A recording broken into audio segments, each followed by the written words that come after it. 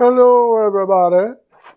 Welcome to the Pearlo Wisdom Show. NHL Pearlo Wisdom Show coming to you live. Of course, because that's the way we do it here. Well, I know everybody in the land, the first thing they're going to want to talk about is Bergevin getting fired. And I've been thinking about this. I think Bergevin, hey Mercer, how you doing? I've been thinking about this. I think Bergevin was probably supposed to be fired already. Borderline, it was all about, I think they were waiting on Gorton for a while.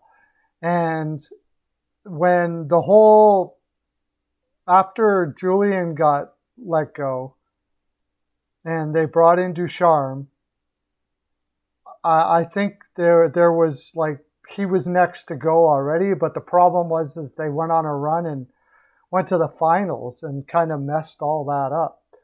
So it kind of delayed the inevitable. When you think about it, like, they really didn't draft well. It's hard to wrap your head around how they did what they did last year.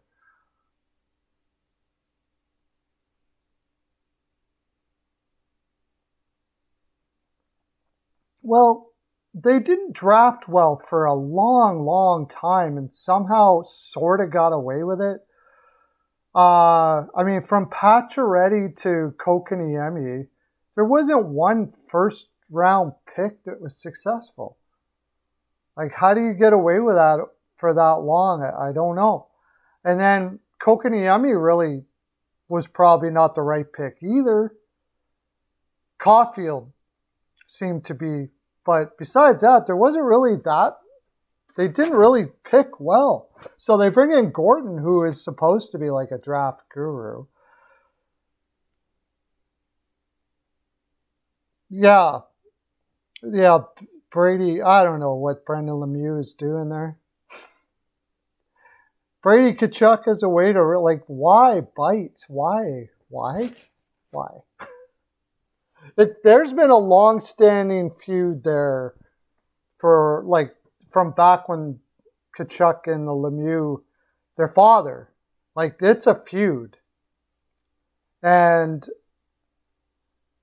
Claude Lemieux was a jerk himself. But he had a lot more talent. Like, people didn't like Claude Lemieux on his own team. And it seems to be, his son seems to be following the same suit and doesn't have the talent that his father had. So I don't get the bite.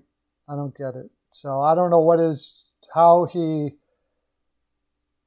if he's going to try to spin it that it was put in his mouth and he bit or something. I don't know what he's going to do, but I think the league is really looking at this from every angle. Like, it's a head scratcher. Like, what?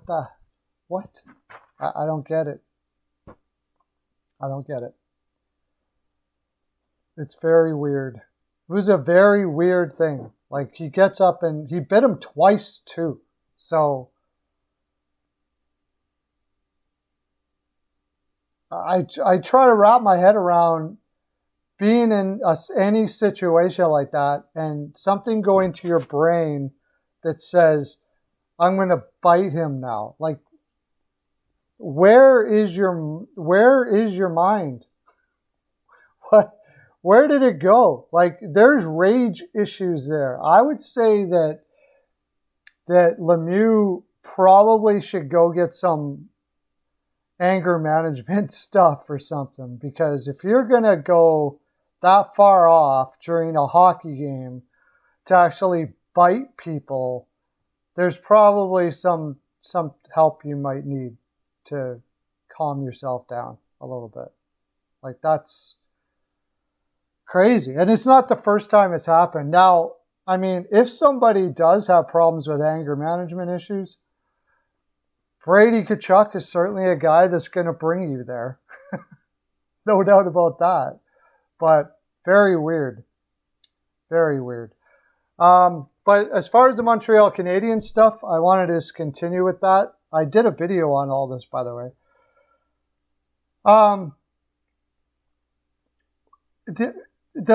You want to see where I think the problem with Montreal is? It's what they're doing here. It's not. I think Gorton is a good signing. He's a draft guru guy. They need to build through the draft. It seems like that type of hiring leads me to believe that they're going to be moving on from some players here at the deadline, and it's going to be a rebuild. Seems to be. It seems to be what happened was they wanted to try to win one for Weber on the way out. And they have Price there, and there was a lot of pressure on them to win for these guys. But now you get a new guy in. You can tell the guys that they brought in, Toffoli, and who else did they have there? Savard and, Pearlo, and these guys that they brought in to try to, Anderson. It looks a lot better now because you can say, okay, we had to go a different direction, obviously, because we were losing. We brought in Gorton, and I know that, I don't want you guys to feel like we were just using you as like pawns or, not treating you human here by bringing you in. We really wanted you to be here for a long time, but our new management team has decided that we're going to move a completely different direction. And now they can trade away those guys, which I think is likely going to be the direction that they go here. I think. But this is Montreal, so you never know. But that seems to be the way that they would be going.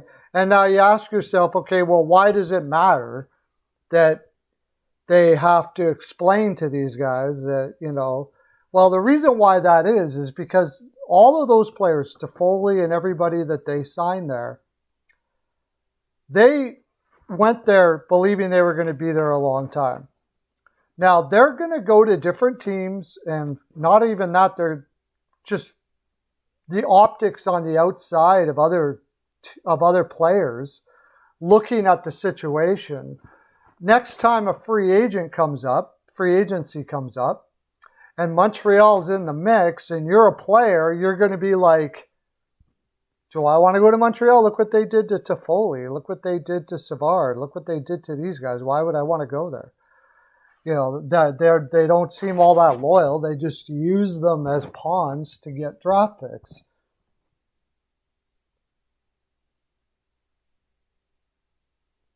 It's almost impossible to predict what they are going to do. Yeah. Now, signing a guy like Gorton, though, gives me it makes me believe that they're heading towards a rebuild because Gorton just did a fairly quick, but rebuild with the New York Rangers. Now, he got lucky with some lottery picks and stuff like that, but the whole point was he was hired for the purpose of a rebuild. And then some room stuff happened and weird stuff happened, and maybe the owner got a little impatient and let him go or whatever the case may be. But the fact was he was hired as a rebuild. So the tag on Gorton is he's a guy you want for a rebuild. I think they hired somebody who's not French Canadian. So they hired what they believed was the best person they could hire for what they want to do. If you hire Gorton, I would have to assume that what you want to do is rebuild.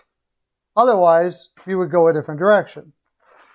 Now, I heard on, it just showed on Pro Hockey Rumors and a couple other places, the guy that they're hiring to the actual tag of general manager, because Gorton was hired as the vice executive of operations or something like that. The guy they're looking at is Daniel Briere, and this is what I wanted to look at as being a possible, I think, a kind of a problem with the Montreal Canadiens, is he can speak French. I heard he couldn't speak French. If he can speak French, why wouldn't they just hire him as a general manager then? The guy they're talking about, where did you get that, Lauren, that he can speak French? The guy they're talking about is Daniel Briere. Now, if you bring a guy like Briere in, he's just a figurehead, really, for a puppet doing what Gorton tells him to do. I mean, it couldn't be any more obvious. Dench, I think, is another one from Tampa Bay. Dench was his name. In the video, I couldn't remember what his name was. Dench from Tampa Bay, which makes sense because he would have... Okay, let me see.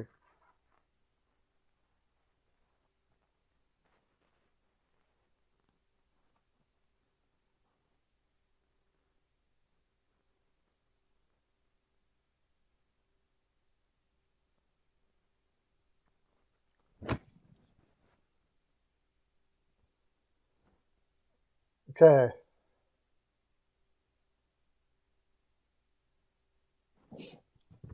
I'm not seeing... Okay, I'm trying to find this, what you're saying here. Gorton can speak French, because everything I've heard is that he can't.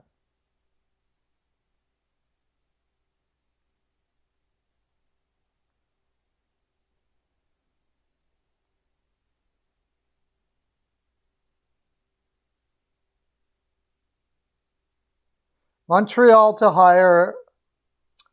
The Canadiens have stumbled down and they're going to hire a French-speaking general manager.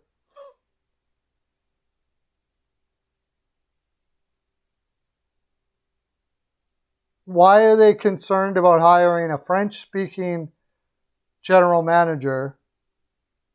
Hence, Gorton will hire a French-speaking general manager to work with him. So why are they hiring a French-speaking general manager then? Why does... Just give him the GM tag. Especially if you're going to hire Daniel Briere or somebody like that with no experience whatsoever. Like, you're just hiring a puppet. There's a guy in Anaheim there, but I don't know if they'll let him. He's been there for a while. He's did some good drafting. I can't remember his name is. But the next thing, isn't this the elephant in the room with all of this stuff? What in the heck? If this was anything else, if you were specifically saying that we need to find a person that does blah, blah, blah, it would be considered either racist or misogynistic or whatever. But you can just come right in and say, we need a French-speaking person to do this job. What? Why? It doesn't make any sense. I don't understand. Maybe he can speak it. Why does he need to hire a French-speaking general manager then? What's the purpose of specifically saying that Gorton is hired and that he's got to hire a French-speaking? It's a clown show. It is. It's a freaking clown show. This is really the problem, is everything in Montreal has layers that are unnecessary to doing whatever you got to do. Like, everything in Montreal is complicated. They complicate the crap out of everything. It's ridiculous. It's like, it's a big soap opera that they created themselves. It is completely unnecessary. They're trying to look like something or hide behind something or pretend like it's just it's all fake nonsense. That's, to me, is the heart of the problem in Montreal more than anything. They care more about what they look like than the actual product on the ice. Or at least they spend more time on the optics of what it looks like or the politics behind their decisions than the actual product on the ice. And as long as it's like that to me, I don't think they're going anywhere. But they made the finals, which is unbelievable. Still looking back on it, I still say that is the weirdest team I've ever seen make the finals before.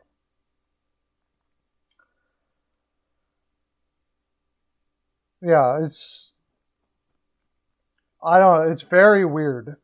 So, I don't know if there's much more I got to say about that. I do like the hiring of Gorton. He did a good job in New York. But I kind of feel for him because he's going into a situation that is just a powder keg. Every day, it's a new powder keg of garbage. Like you just keep on putting makeup over a situation. It's really weird. Ducharme's gone. No doubt about it. Yeah, what they look like and like it's stupid.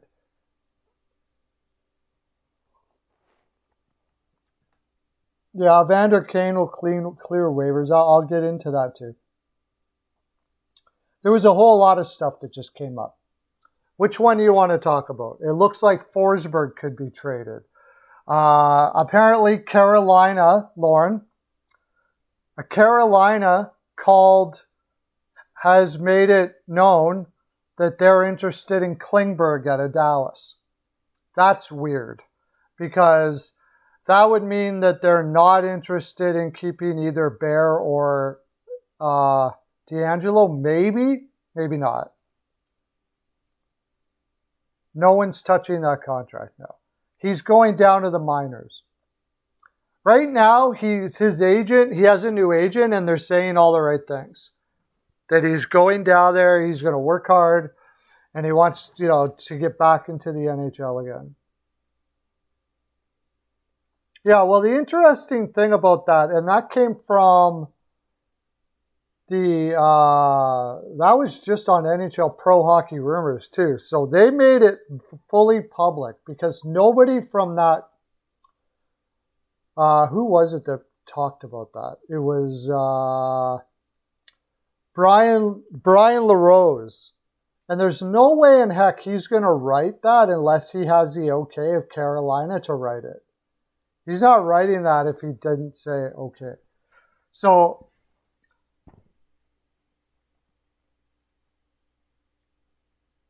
sort of, yeah. Like, I don't know what the return would be. It's a very odd thing. First of all, to trade Klingberg, the Rangers don't really have anybody to replace him. I imagine they would be trying to get another player back. Is Bear going to move again? D'Angelo should be pretty solid there right now. Klingberg is like having another D'Angelo. Like, I don't really get what they would be doing there. Well, it probably wouldn't be a rental for sure. They would want to sign him. I just don't understand it. You've already got D'Angelo. Klingberg is pretty much the same thing. You probably get D'Angelo for cheaper. I don't get the deal. I don't get it.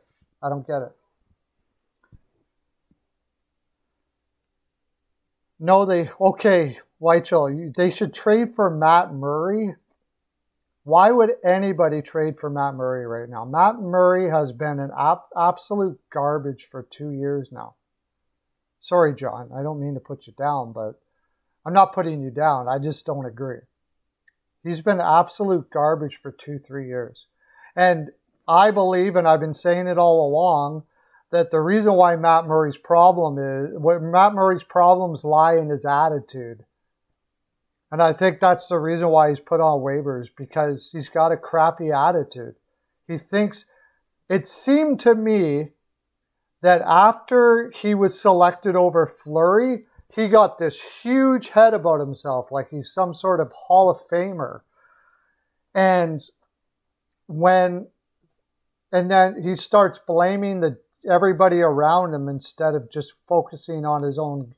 He got all the money too. He got a big salary, big money, big all that. All of a sudden, he's not doing the things that got him there and believing he's still some superstar when he's not. And that's what it appears to me from the outside looking in. I could be completely wrong. But if you put all the dots together, you sign a guy to, how 4 years, $6 million or something like that, and you want him to be your number one, and eventually you get so tired of him, why else would you send him down to the minors? You know, he's surprised by it. This was the thing that came up. Murray was surprised that he was sent down the minors. By this time, how could you be surprised? You haven't stopped pucks for 3 years. And you still haven't stopped pucks. And now you're surprised? Like a guy with the right attitude would be like, you know what, I haven't been playing well. This is probably good for me. Not saying I'm surprised. Not good. Wasn't a good move by Ottawa, and it's still not good. Chris Stringer is in goal after playing against his old team and playing really well. I don't like taking teams that are playing against a goaltender that used to play against them. It just seems like the team plays harder in front of that goaltender. Look what happened with Vancouver and Boston last night. Boston did eventually win, but they played Halak. And I don't know, there's like Florida looked like they were almost giving mercy to Drigger. Like it's psychological. I don't like it. But this time they're going up against Buffalo. He should be okay there too, because the goaltender on the other side is Stakarsky, and he just isn't a very good goaltender in the NHL. I think on the right team, Murray would be good. Okay. Maybe. I mean, I have no reason to think otherwise. If he couldn't be good in Pittsburgh, probably the best two-way defensive team in the league. Like, nobody does more for their goaltenders than Pittsburgh. What team is going to be on the right team if it can't be Pittsburgh? I think he has to change his attitude, and he could be good. He's got all the tools. He's just got to, right now, say, I'm not good enough. I want to hear those words out of Murray's mouth. I wasn't good enough tonight. I haven't heard it once. I haven't heard him once say, I wasn't good enough tonight. Good goaltenders, like Hellebuyck, for instance, will tell you, I wasn't good enough tonight. And then go out and crush it the next night. But when a sure red flag to me about a goaltender that is a goaltender that won't admit that they weren't very good.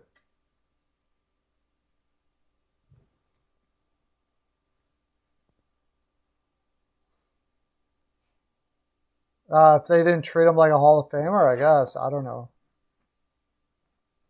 Yeah, that's going to be tough for Carolina. No Bear, no Pesci, no D'Angelo. And they're going to be on the road. Yeah. All of them down with the COVID. On COVID protocol. Zero. Well, they're going to have to bring up... oh, shoot. I was just looking at it. Keane. They're going to have to bring up Keane and whoever else there.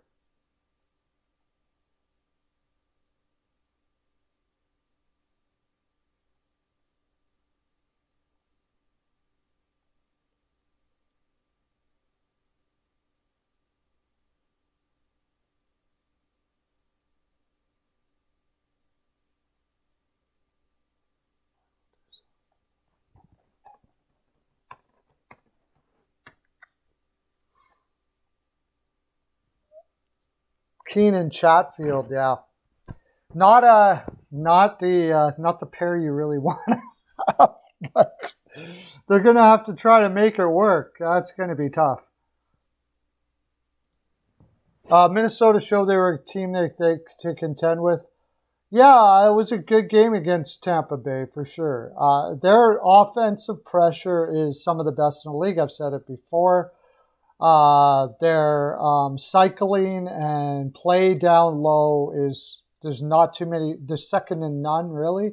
Maybe teams as good, but yeah.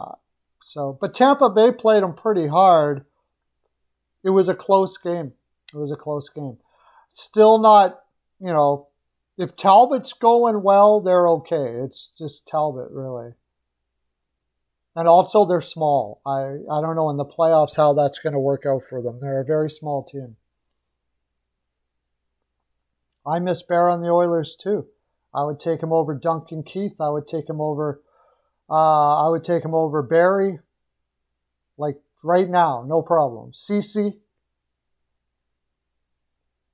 But fortunately for us, we have the two best players in the world playing for us. So it makes up for all of that nonsense.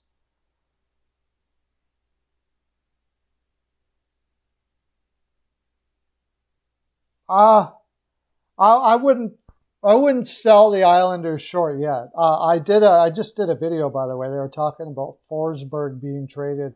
I could see the Islanders being in on that. They're going to have a break, Olympic break. I don't know how many players are going to be at the Olympics from them. Maybe Sorokin or Varlamov. Probably not. Maybe Barzal. They're going to get a break. And we'll see what they're like after the break, because you got to remember it was a shortened off season, and they've been playing deep into the playoffs for a while. They don't have the deepest roster in the world, so they're replacement players. They have a lot of guys that have played a lot. Barzal won't make the Canadian team. Palmieri, they don't have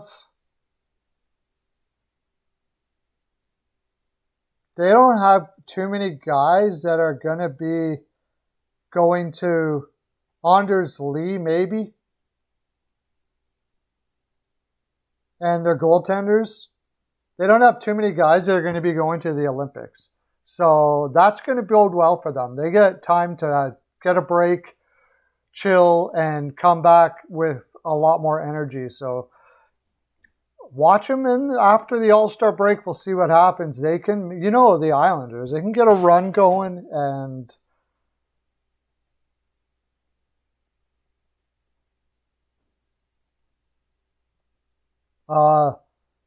yeah, there is talk of Yamamoto being out there. I would imagine that would be for a defenseman. I think they would package Yamamoto and the defenseman together to get a defenseman, which I'm not totally opposed to, I suppose. Depends on the guy, but I don't put too much faith in Holland in getting that guy.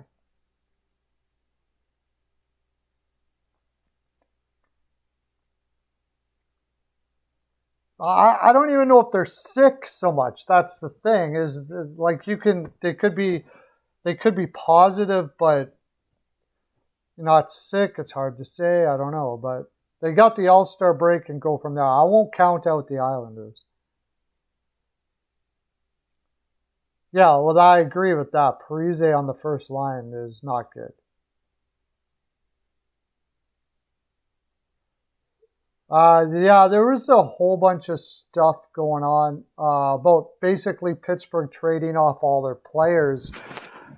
I just don't see that happening. I think they're going to give her one more go. I don't see it happening. I think, if anything, I still think Fleury ends up in Pittsburgh. And they give her one more go this year, and then maybe after that. But the idea was Yamamoto for Carter. That would be stupid. Why would you trade Yamamoto for a 35, 36-year-old? Like, that would be dumb. So I hope that's not the case. And not to mention that wouldn't match up for cap reasons either. I don't think. William Karlsson wasn't he always in COVID protocol? I mean, it depends on who it's for, but I just don't see that happening. I don't. I think Pittsburgh's in play, as long as they're in playoff contention, they're going to keep on giving it a go this year. I don't think, I think maybe in the summer you could see some of these changes happen, but I don't think so this year. I think they grab Fleury. They might, but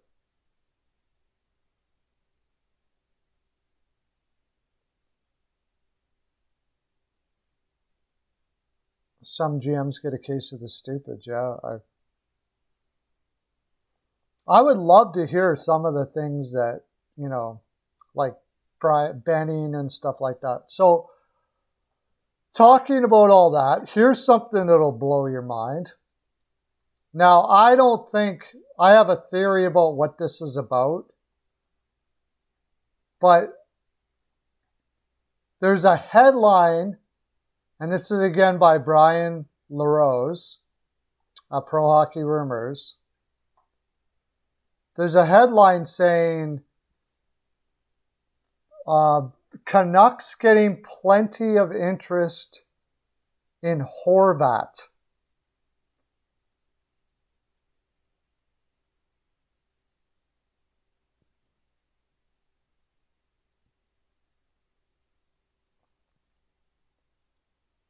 Should be the main starting center on the second line. Well, now, yeah.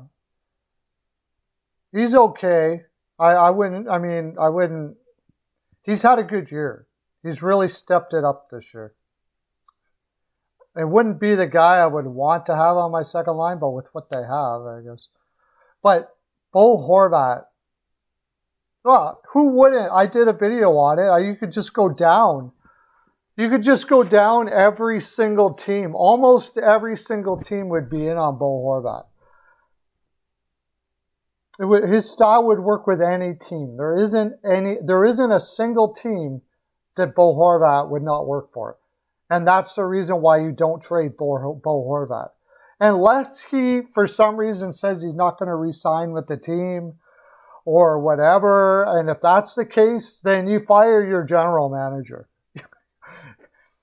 If somebody like Bo Horvat doesn't want to be on your team, you have a culture problem in your organization, because that is the guy you want your team to be like. And if he doesn't want to be there, that means that team is not like that. You got to get rid of everybody, like everybody, and beg and plead, Bo, we're going to change the culture here. We're going to bring it exactly the way you want. Like, you do not lose a Bo Horvat. That is just absolutely ridiculous. I would be all over. Yeah, there isn't a team in the league that wouldn't be all over it. They would need something huge.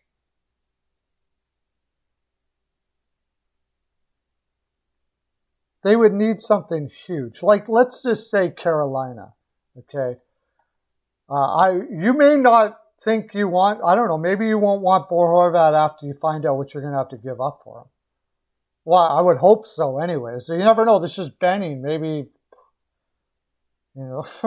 this is Benning. Who knows? Maybe the return would be terrible. But I personally think they're using Bo Horvat to find out what everybody really is willing to give up. And then they're going to say, nah, but we'll give you JT Miller. I think that's what they're doing. They're trying to get a good read on what every team is. I hope so. For the love of God. Because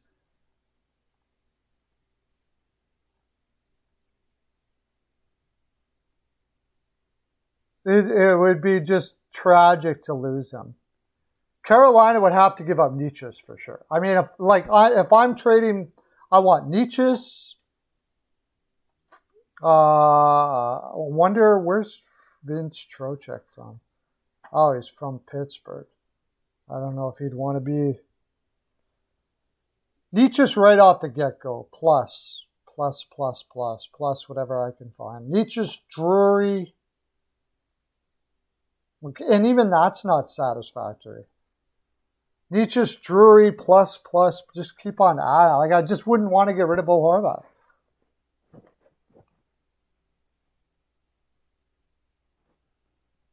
Well, what the Leafs are already thick up the middle, though.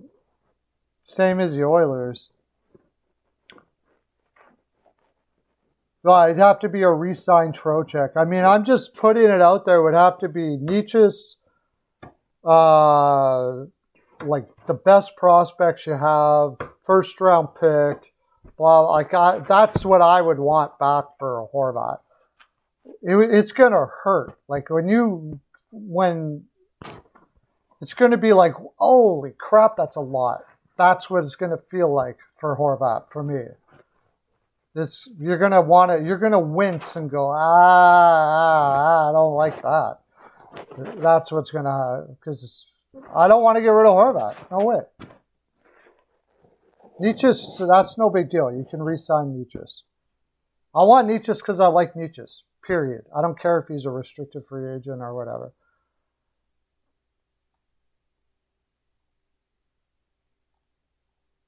How's Noel Gunler doing this year? Okay.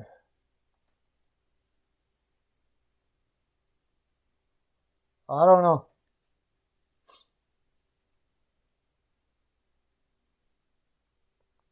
How's Jack Drury doing in the minors? 8 points in 17 games, that's not good enough. No, I don't want Drury either. So, I don't even know if he got enough. I don't think Carolina has enough. Give me an offer. What are you going to give me for Horvat? What are you going to give me for Horvat?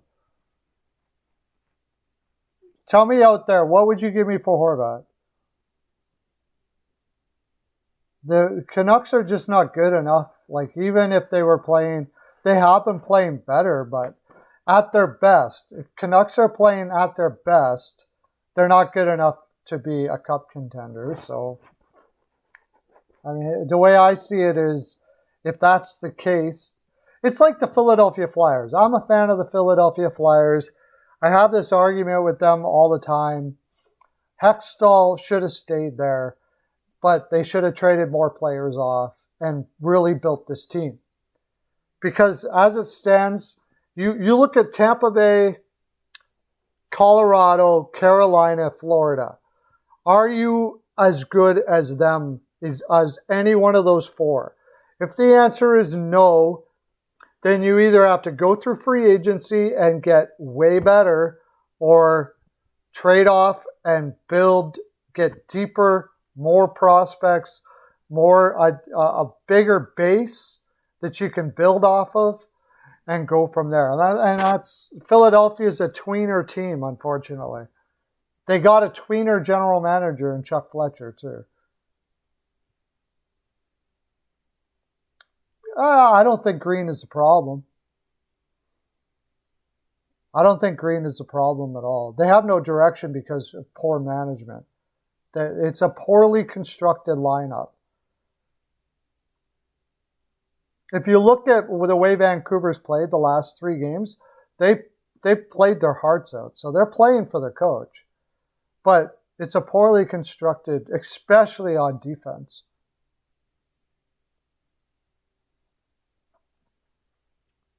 I don't think I want Kotkaniemi in that deal. Yeah, I mean, that's fair. It's a fair offer. Like, if you make a deal for Nietzsche's Kotkaniemi, a 2001st and a 2003 second, from a team that's probably going to be at the top of the league. So you're a late first round pick and a late second round pick. You're basically giving up a player that's supposed to be the identity of your team for some pieces. Like, it just, I love Nietzsche's, but he's not Nietzsche's is an excellent utility, one of the best utility players in the league. I love him for what he is. But he's not going to lead your team like a Horvat is. Kotkaniemi, we still don't know exactly what he is.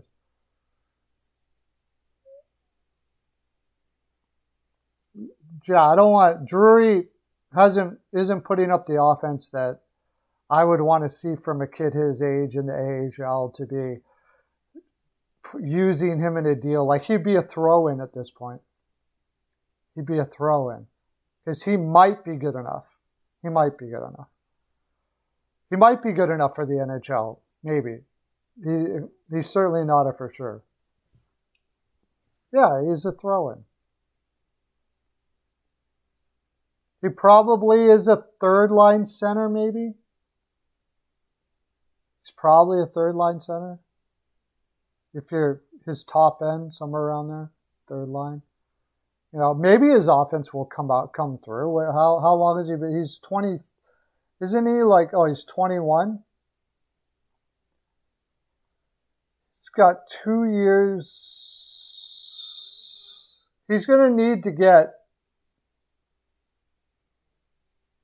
Yeah, he'll probably be a point-a-game player in 2 years in the AHL. So, a smallish third-line center that can play well defensively.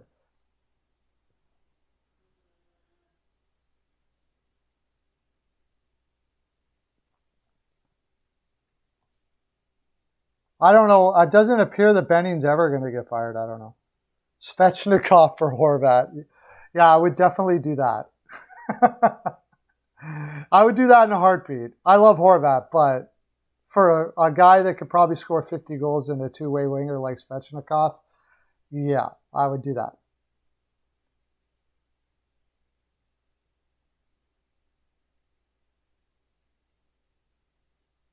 I mean, he could be. Nietzsche would probably be good, but there's something about identity players like that. Svechnikov is an identity player. Svechnikov is a guy that that sets the tone for your team. Horvat is that guy. He plays through everything. He's one of the best two-way players in the game. He does all the little things right. He can score. He's an amazing team player. Like, he's probably got Selke's in his future, possibly. Like, if Carolina had Horvat, you'd have two of the best two-way centers in the game. And then you've got Stahl, too. Like, that would be an amazing top three. But I wouldn't give Svechnikov up for Horvat. As much as I love Horvat, Svechnikov is possibly a 50-goal scorer down the road. One of the best, most underrated two-way wingers in the game, too. So,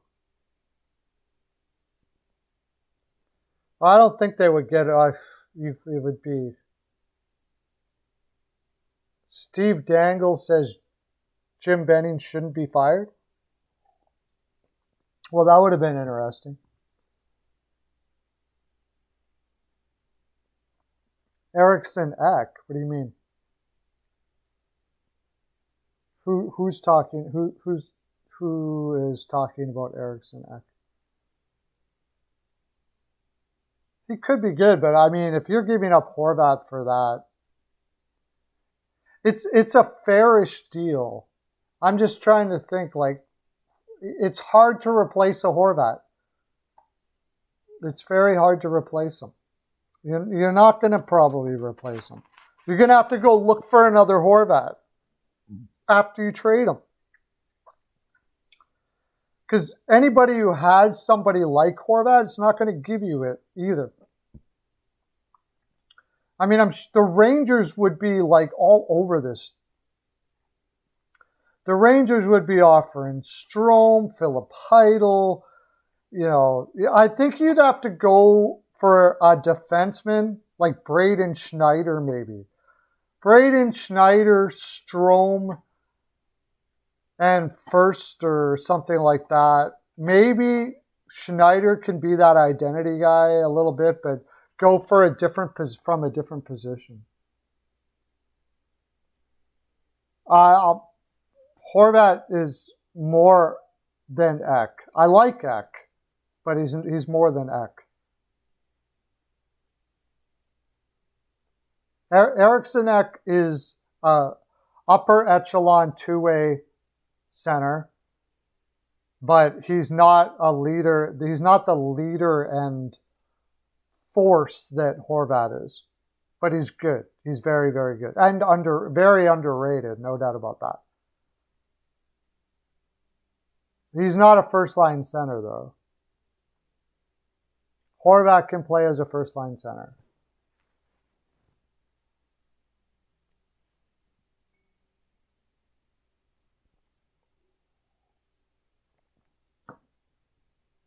I like Ek a lot, but I wouldn't.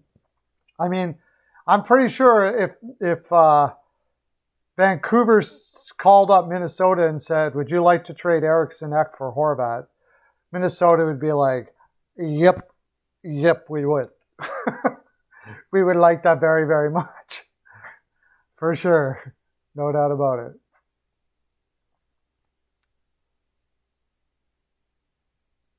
Minnesota really doesn't have anybody like that.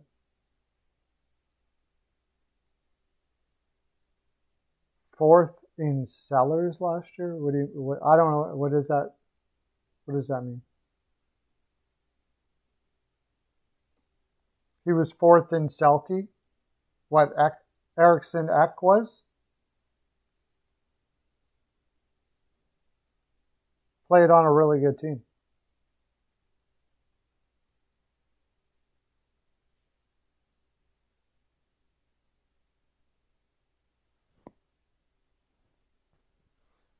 Edmonton tank, and yeah, that's not going to happen.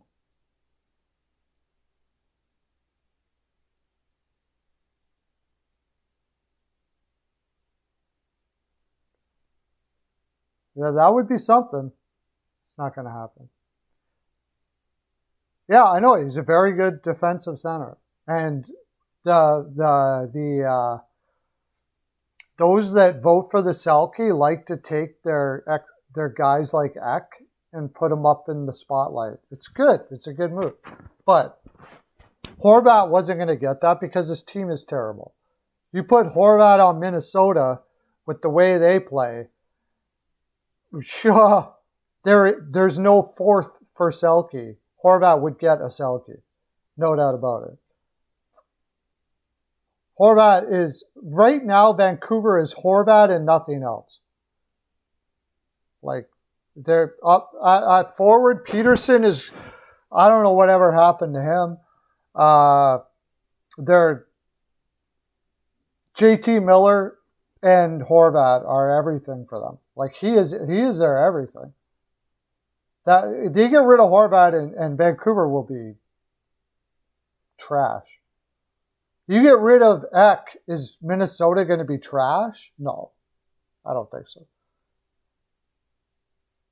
I think they could somewhat survive because he's got a stronger team around him.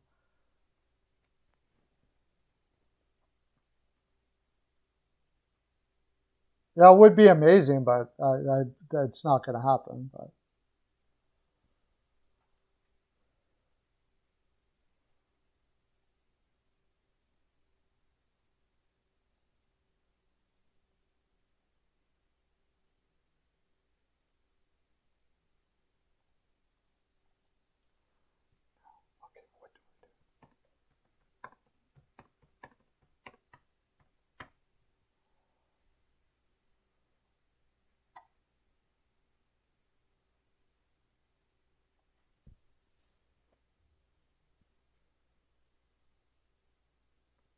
Edmonton's defense is starting to show some cracks. Edmonton's defense has more than cracks. They have huge gaps. They're surviving on, like, the last game against Vegas. If it wasn't for Koskinen, they're done. Can you expect Koskinen to keep on, like, there's when 3-on-2s One-on-ones, they have so many defensemen that can't play can't play a man-on-man. Oilers' defense is horrible, and you should see the vitriol I get from. You should hear what I get from Oilers fans when I talk about it. Well, we're number one and we're winning, and they think they would rather still would rather have Duncan Keith than Ethan Bear.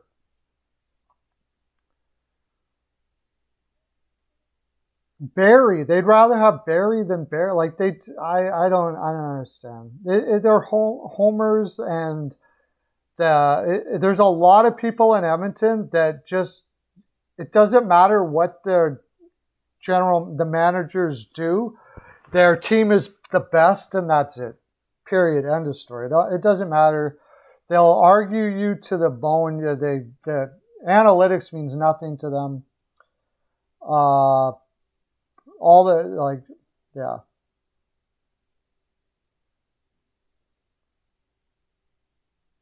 Yeah, the defense ruins the team. Absolutely. That's a good way of putting it. It is like a Titanic, and it doesn't stop.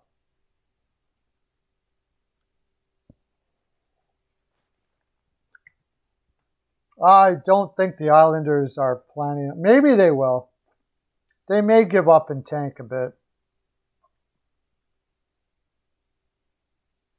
Edmonton will go out in the first round again. I wouldn't be surprised, depending on who they play. Like, if they play Vegas with everybody, who are they going to play? Like, let's say, where did I not? Oh, here we go.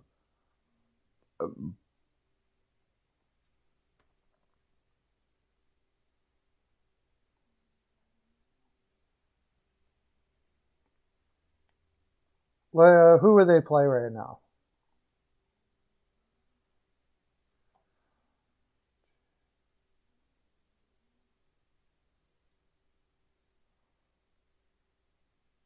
They play Calgary right now.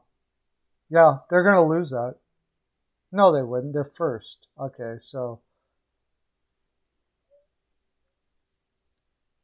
they got...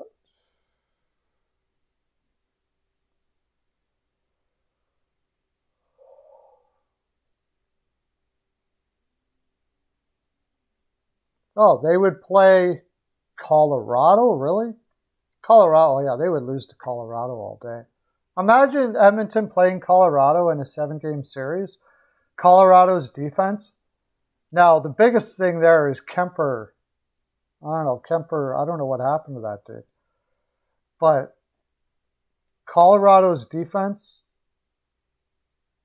against Edmonton with the full roster, yeah, they've been playing with COVID problems. Edmonton's not winning that series. No way.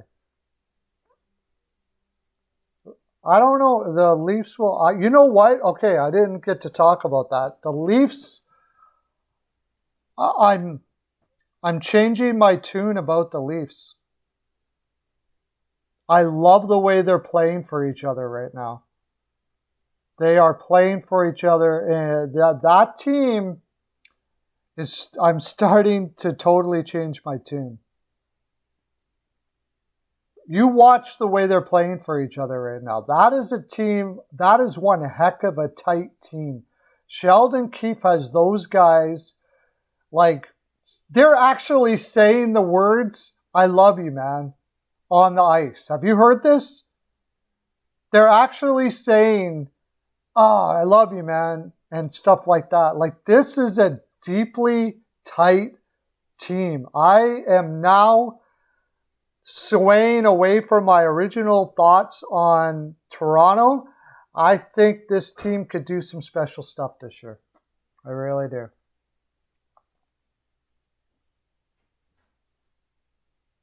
Oh, yeah. Yeah, I agree, Lauren.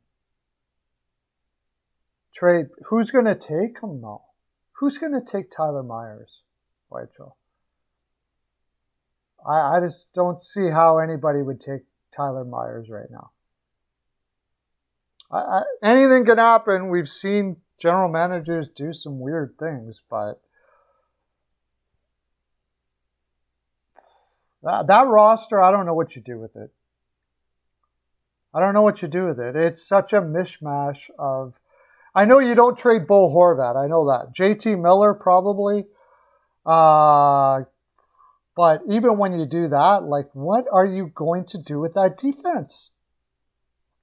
Ekman, Larson, Myers, you have contracts there that are not going anywhere. You have no depth on the defense. I don't know what you're going to do with that defense in Vancouver.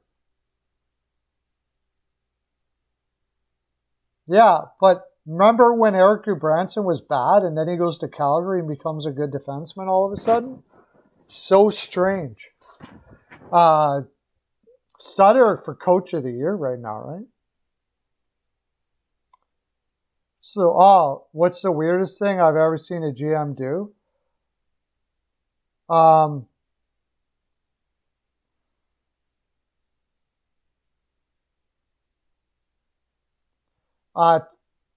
When trading the draft picks and the turn to get Yashin had to be right up there.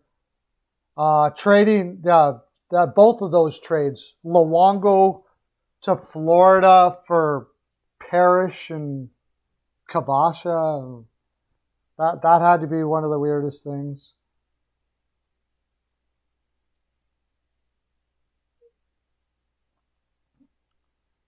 I don't know. We'll see.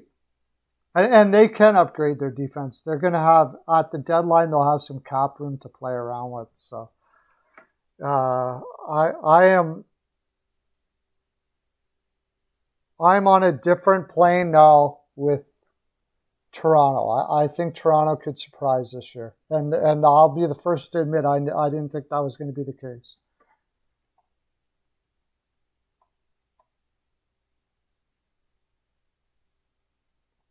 Yeah, Mike Milbury's trades were probably some of the weirdest. When Chiarelli signed Lucic, when they, like, how do you answer to that? He sucked in LA the last 2 years. Sucked. Like, he was going downhill hard. Anybody with any scouting staff whatsoever that watched LA that year, those 2 years before that, could see that his game was falling bad. That was one of the weirdest things I've ever seen. DiPietro till forever. The thing about DiPietro, if that deal would have worked out, it could have been a really good contract over time, but he got injured and all that kind of stuff like that.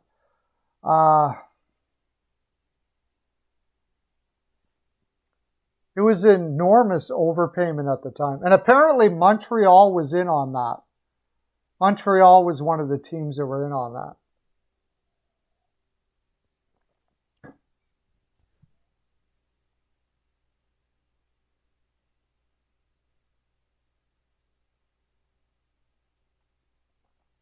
Rick was an injury case?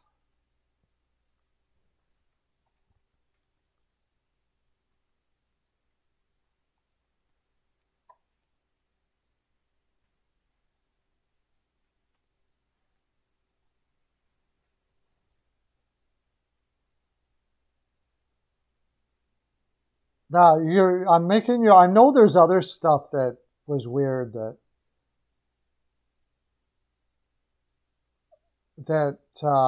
I'm missing here too. I'm sure there's lots, but Toronto Maple Leafs signing Jeff Finger to whatever, $3 million for whatever years. That had to be one of the weirdest things I've ever seen. Oh yeah, he got injured and that was it. It was over. He could have been great. That contract if he would have been able to not be injured and become what everybody predicted he would become, the contract could have looked great. But it was Milbury gambled on everything. He traded Luongo for Parrish and Kabasha. Now, there were some people with some high hopes for Kabasha, but he wasn't really trending to be that great, and he didn't turn out to be that great. Parrish was a max 30-goal scorer, and Luongo was Luongo. I mean, Luongo was already amazing. I don't know. It was very... I get what he was trying to do, but it was almost like he was basically being an armchair general manager.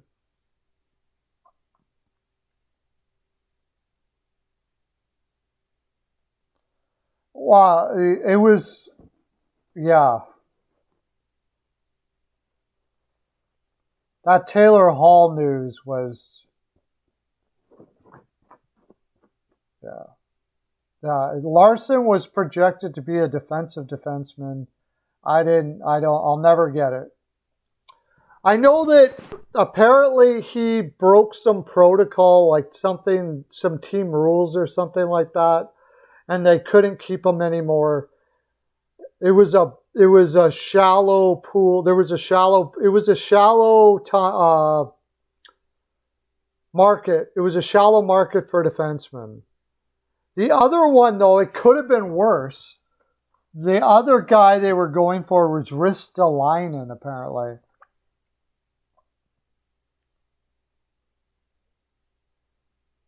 Chuck Fletcher will make a trade that'll blow your mind?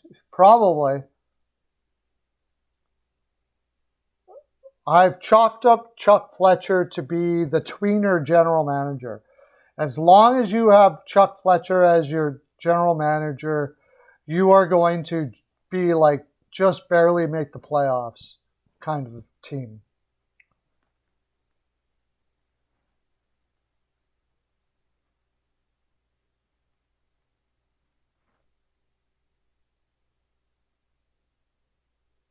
That was a weird trade.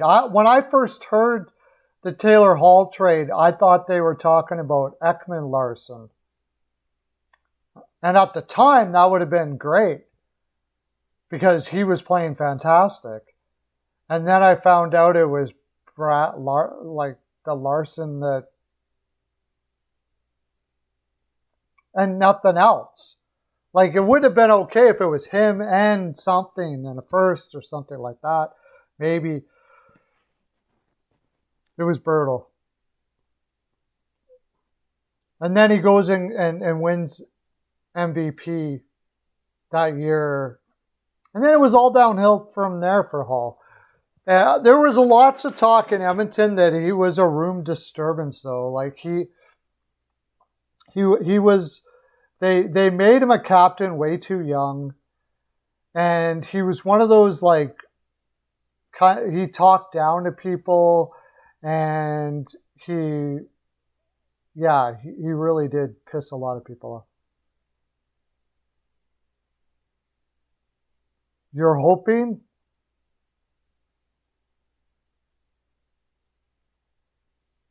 Well, they tried to get it added, but New Jersey didn't bend.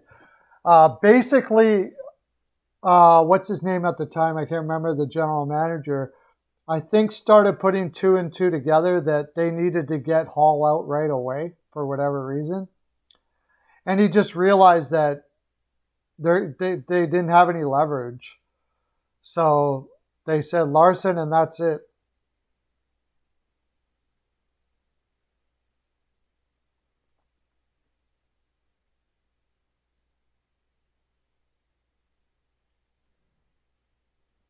Boston is on the average side for sure. Their depth on forward is not very good. Their defense is, if you have a high possession team like Tampa or Minnesota, they're probably going to lose.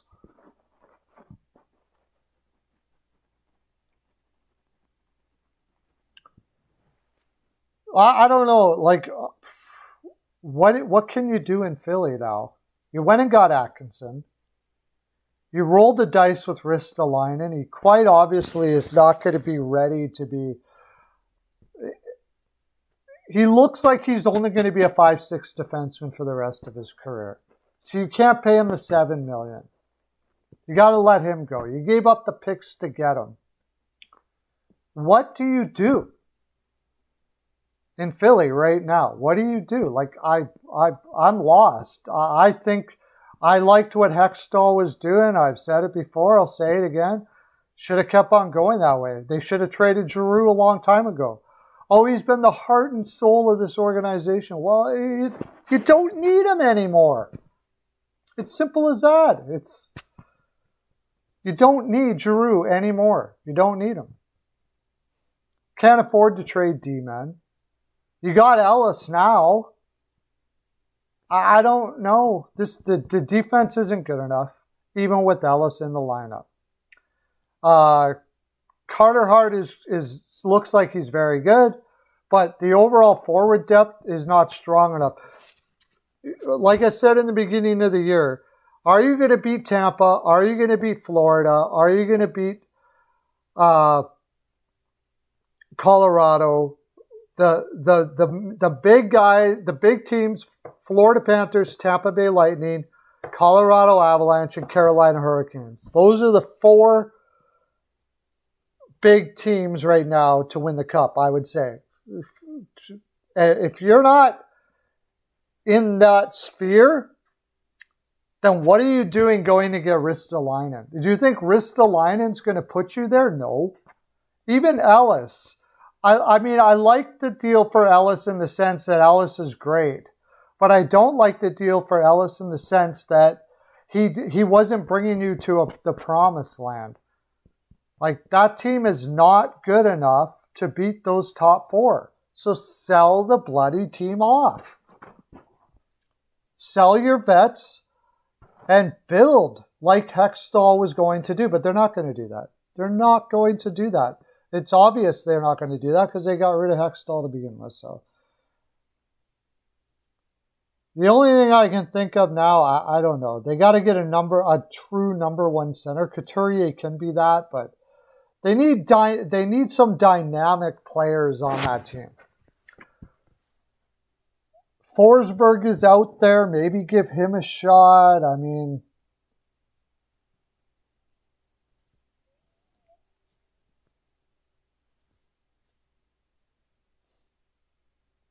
they don't have enough speed on that rod. Like, a team like Toronto turns them inside and out.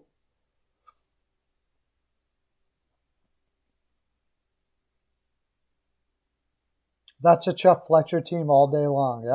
Yeah. He did it in Minnesota for years. They built a team that barely made the playoffs or missed the playoffs, got a middle round pick, just rinse and repeat, rinse and repeat. But it's their fault. They wanted that. They stopped doing what Hextall wanted to do. They got rid of the Hextall plan because they got impatient. So they brought in a guy like Chuck Fletcher, who is going to try to win now. That's what his MO is. And they don't have a team to do it.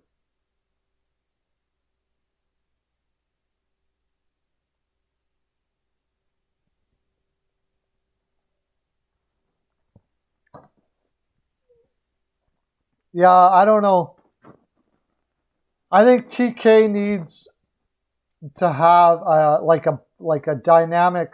TK would be good on the island with Barzal. He needs a dynamic center to play with. And they don't. That's the thing they don't have. They don't have a dynamic center that can a playmaking center. Couturier is great two-way guy, number 1 center for sure. But I mean like a skilled, dynamic possession type center, like say Barzal and the Islanders and stuff like that.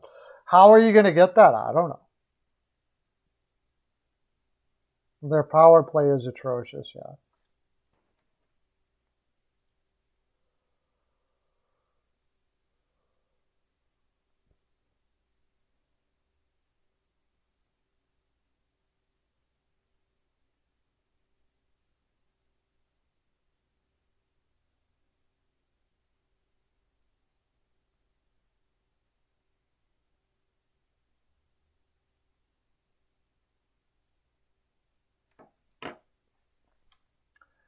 So now that we're talking about that, Nashville Predators, okay, it's getting pretty obvious that Nashville's not good enough to be certainly up there with the teams that we're talking about right now. I think Hines is doing a good job with that team based on the talent that they have on the roster. Forsberg is up for free agency right now. He's going to be a free agent next year. He's only 27 years old. Where would he go?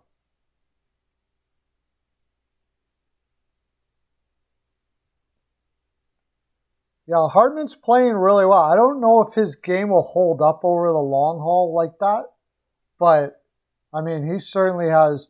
Dean Evison has to be the best. Is going to be one up there with the greatest coaches of all time, no doubt about it. By the time it's all said and done, he's done amazing stuff. The only guy that hasn't done well under his tenure is Greenway. And I find that hard to believe. I find that odd.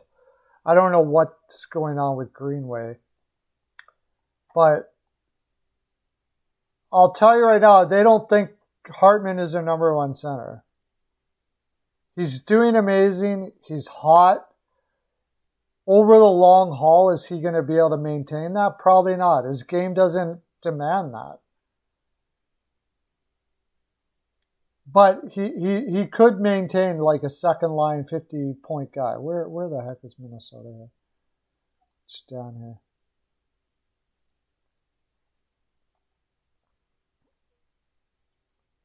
$60 points. He's got 12 goals in 21 games. What's his shooting percentage? I wish they would show that here.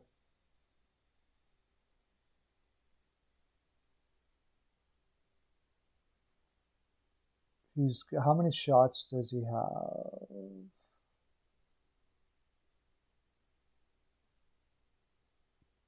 Let's see if I can find it.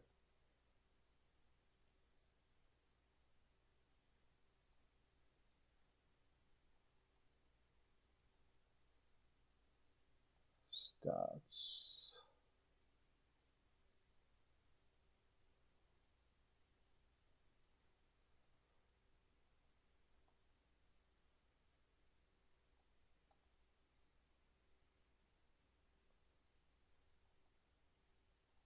Okay, Ryan Hartman. Yeah, his shooting percentage is 17.4%.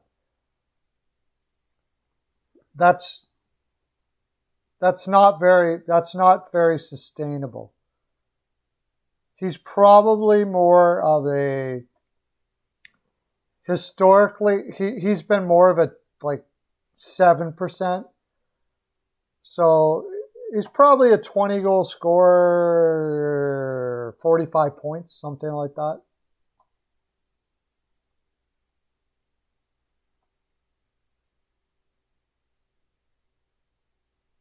He's going through an amazing stretch, but yeah, he's your number one center until you get Rossi next year. Yeah, Rossi apparently is chewing it up pretty good in the AHL too. But I mean, you gotta love Hartman. He plays with that freaking determination and fire that you love in a player, and he's getting the most out of his skill level that he has. I don't know if he would play well with Kaprizov. He's the kind of guy that has to have the puck on his stick. So, and Kaprizov is a guy that likes to have the puck on his stick. So, probably not the best combination. That's probably why they're not together. But when he takes the puck, when he gets the puck and he goes to, he's just great at going to the net and shooting. And right now they're going in for him. And if they're not going in for him, he's going to wish you kept him now. You wish you had, I wish Philadelphia had Evison as our coach. That would be awesome. I think just about everybody wishes that. He is playing with Kaprizov now? Really? Oh, that's good. interesting combination.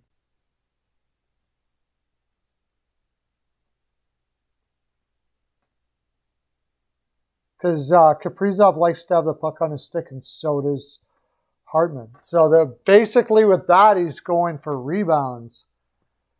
He's taking his game up away from the puck.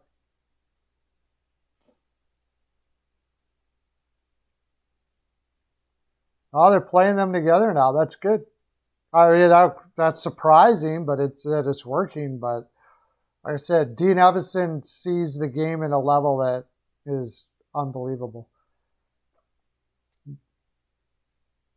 He's a rare coach. You're not going to find. He has that. I don't think there's too many coaches in the league that would have that team playing like that. The confidence that they play with in the offensive zone is unbelievable. On paper, that team is not as good as the results that they're getting. Let's face it. I mean, he's getting a lot out of that lineup, especially this year with Kulikov and guys like that on defense. He's getting amazing results out of a lineup that doesn't have a number one center. Spurgeon has been hurt for a while. Doesn't seem to bother them at all. So at the moment, they're playing with maybe, 3 top 4 defensemen, and the rest are barely 5'6". Kulikov had a hard time staying in the lineup in most of the places. He played in New Jersey as a 5'6", and New Jersey wasn't all that deep on defense. So he's getting a lot out of that roster. No doubt about it.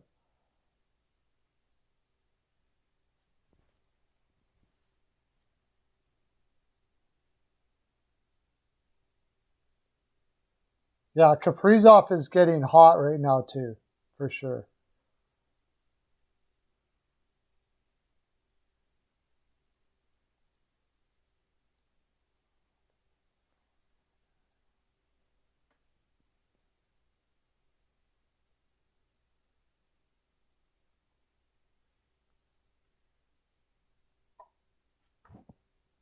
Oh, Lauren was the one that said Carter Hart seems invincible one game. I think they have a very inconsistent defense in Philadelphia. It's just not on paper, you look at their defense and it's not good enough.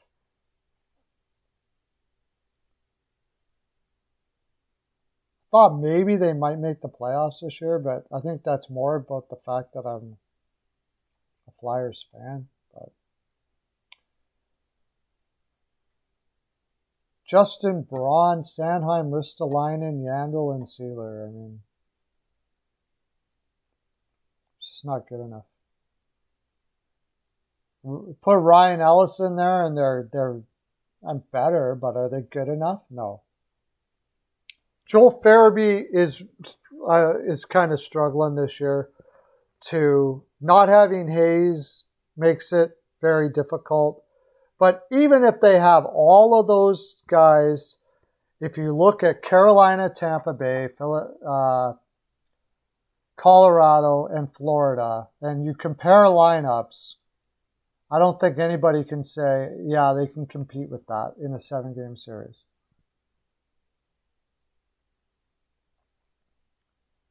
I'm not gonna undermine. I don't know. I think Vegas, when they get Eichel and all them back, Vegas is going to be a tough out, man.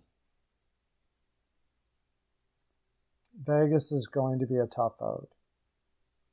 I think Minnesota. I won't put anything past the Dean Evison coach team, but I think they're still on the small side to win in the playoffs.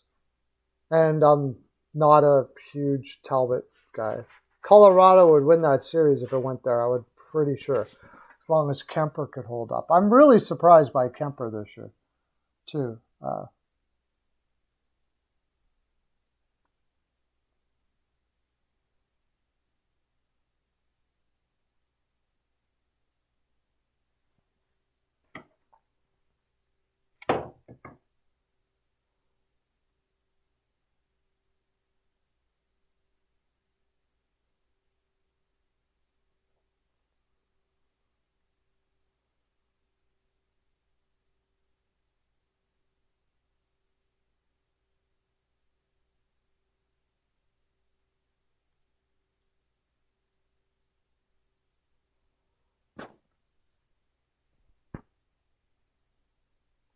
Let's see, Western Championship. Who would I have? Minnesota can still add, but I don't think they're going to. I don't even think Minnesota thinks they're good enough. Calgary Flames. What about the Flames? What about the Flames, man?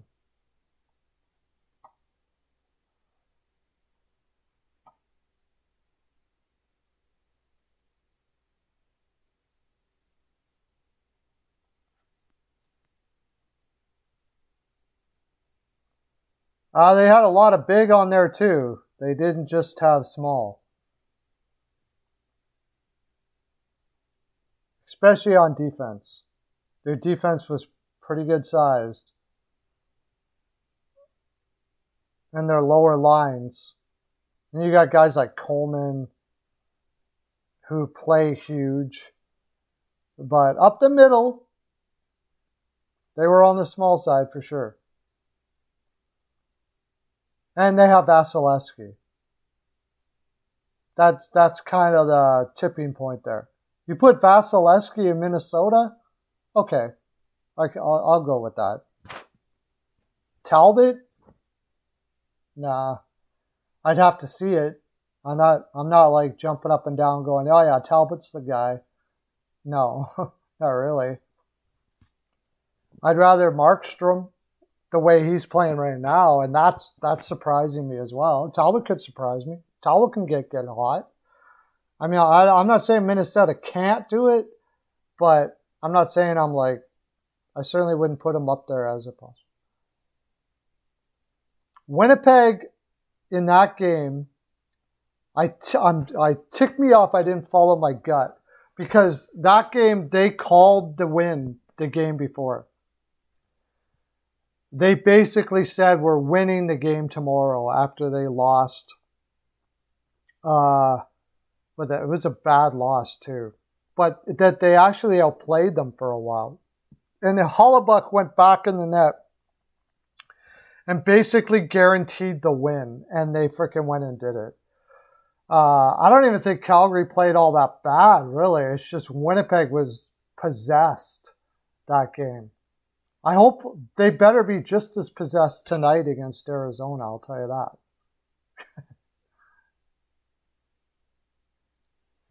Talking about that, let's start talking about those games tonight. We got about a half an hour here.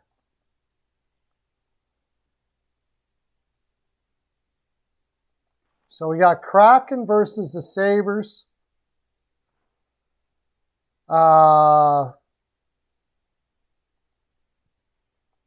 It looks like Drigger versus Tokarski. The Kraken coming off a big win out of Florida. And Buffalo lost to Detroit last game. And Buffalo just has him in. It looks like the wheels are starting to fall off of the Sabres right now. I think Seattle is going to take that confidence that they've won some big games recently. I think it's a pretty good chance that Seattle wins this game. What do you guys got for this game here?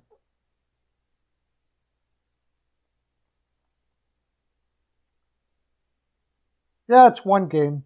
I think Calgary and if you're asking me who I like between Calgary and Minnesota in the playoffs, I'm probably leaning Calgary. I think they have more of a playoff type roster than Minnesota does. Could be wrong, but I think it would be a good series, but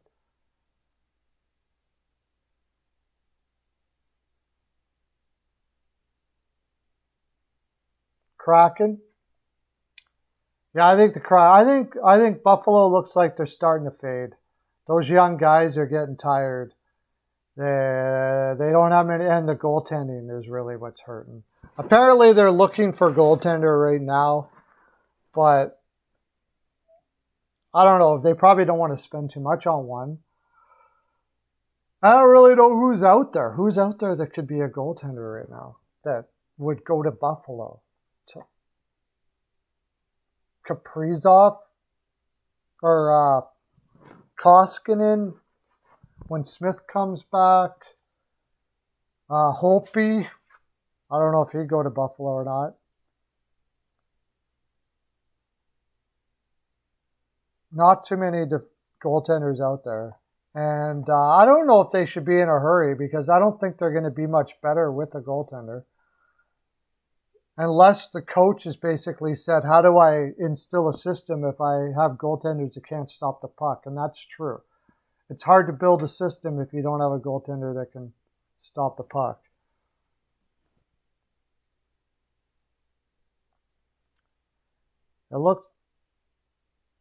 There's nobody really out there.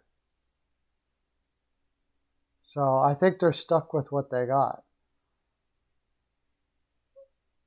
Which is great for Tokarski, a guy who's, fought his way up into the NHL, but let's face it, he's not an NHL player. So because of that, I think Drager tonight, after, a big game against Florida, I think Seattle takes it. I think there'll be quite a few goals.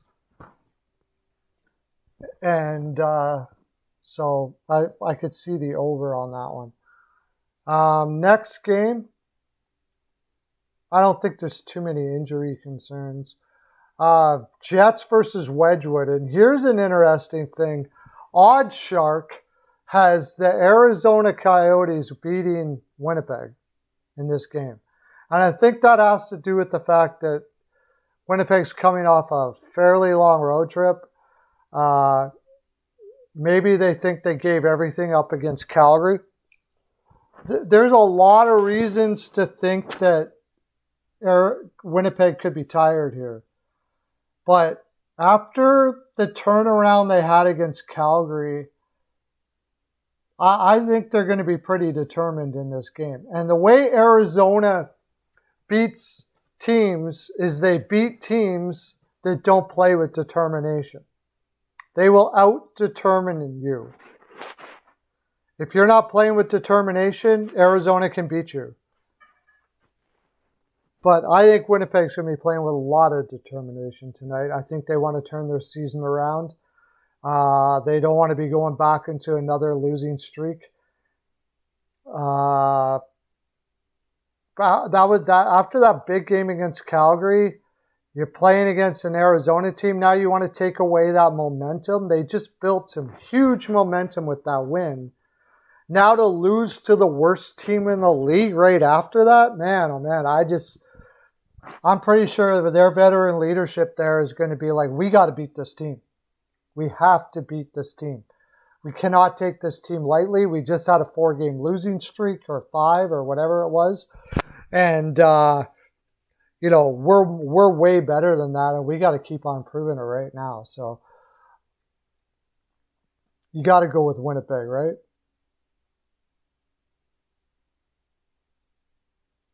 No, I wouldn't agree with that. Minnesota has the deepest team in the NHL. I wouldn't agree with that. Carolina.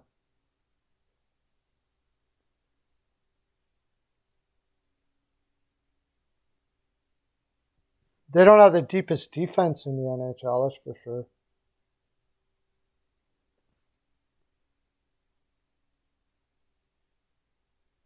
Oh, okay.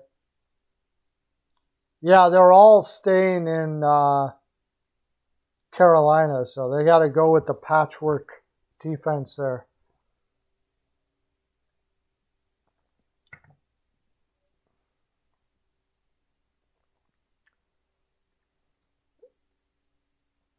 Lauren, OddsShark has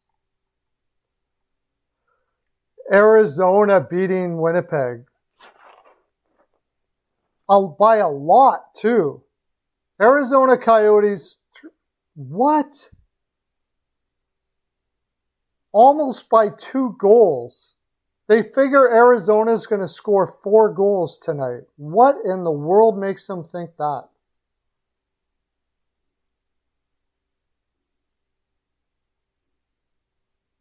Seriously.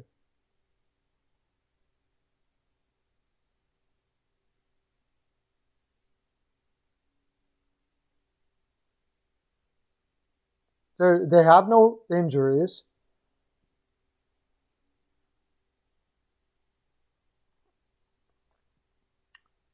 Okay, they played a lot of hockey. That's my worry about that game. They played 4 games in 6 nights. That'll be 8 games. Okay, 1, 2, 3, 4, 5, 6, 7, 8. 5 games in 8 nights. That would be the problem.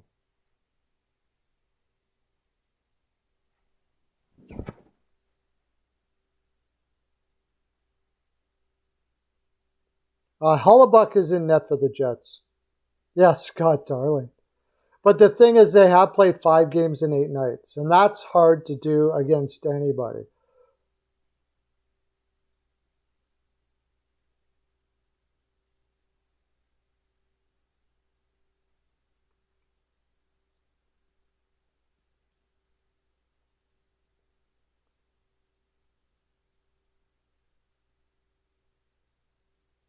Yeah, they're a great offensive team, no doubt about it.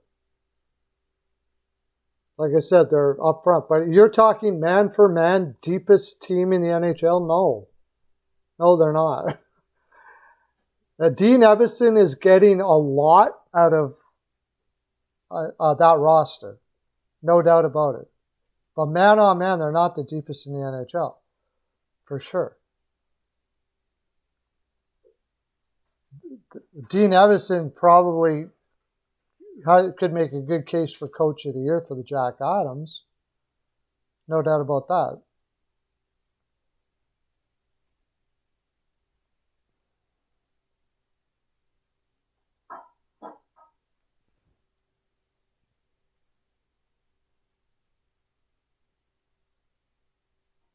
And it's one of the best offensive pressure teams I have seen in a very long time.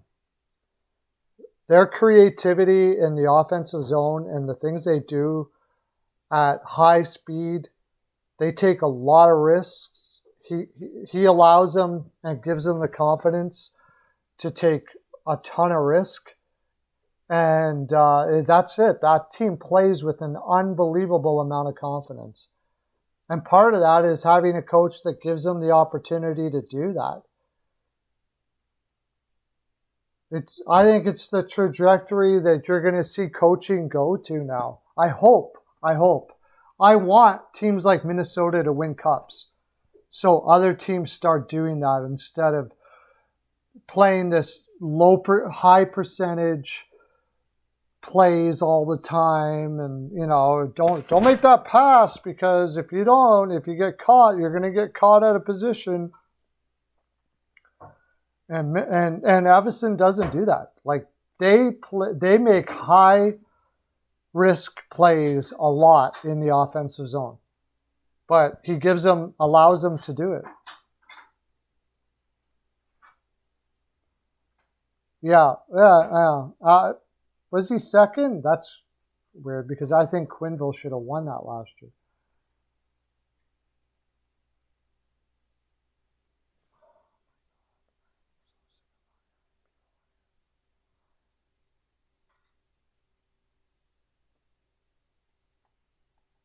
All right, next game. Canucks and Canadians, and I got the Canucks on this. I just can't, after all that stuff that happened in Montreal, the firing and everything and all the media crap, the team just looks like it has no heart whatsoever. And they just won their last game against Pittsburgh, but that was because DeSmith was terrible. If DeSmith was good, they were outshot 50-26 or something like that. DeSmith was horrible.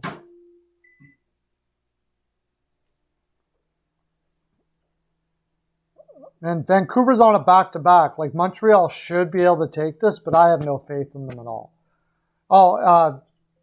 Allen played his best game of the season. Is he going to do that twice in a row? I don't think so. And Vancouver's got Demko in net.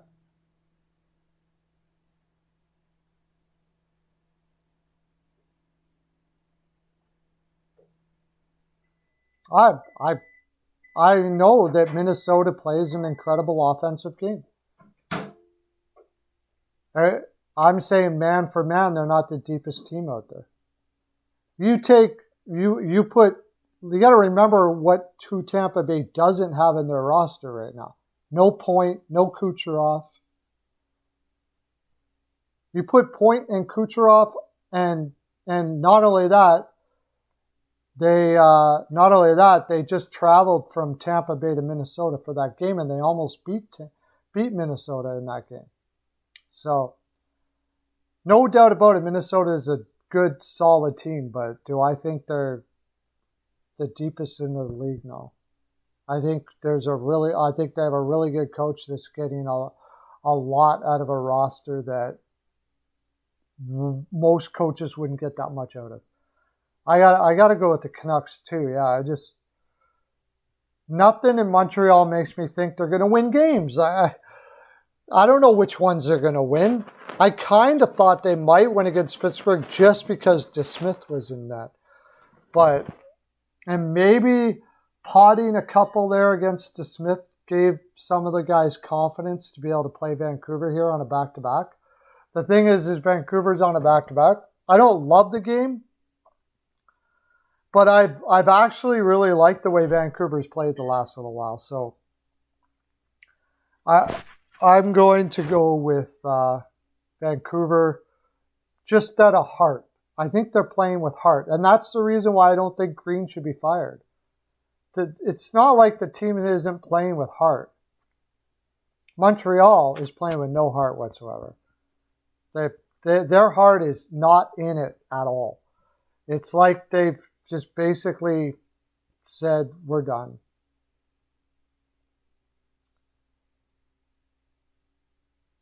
Yeah, you're missing Spurgeon and Zuccarello. But Spurgeon and Zuccarello are not better than Point and Kucherov. So they're not. When you have them, it's like I said, he's getting a lot out of what's a good roster. It's not a very good roster, but Evason's getting a crap load out of that roster. Crap load. I would say you can make a pretty good case, besides the Kaprizov maybe. You could make a pretty good case that Philadelphia's roster is comparable to Minnesota's. But Evason is getting what he is out of that roster, and AV is getting what he is out of Philadelphia's roster. To me, it just seems clear that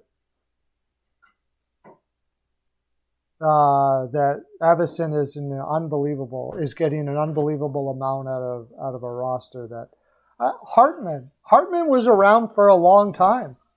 It's not like Hartman just propped up. He was on Nashville. I believe he was in Philadelphia. He wasn't even close to the player he is right now until he got to Minnesota.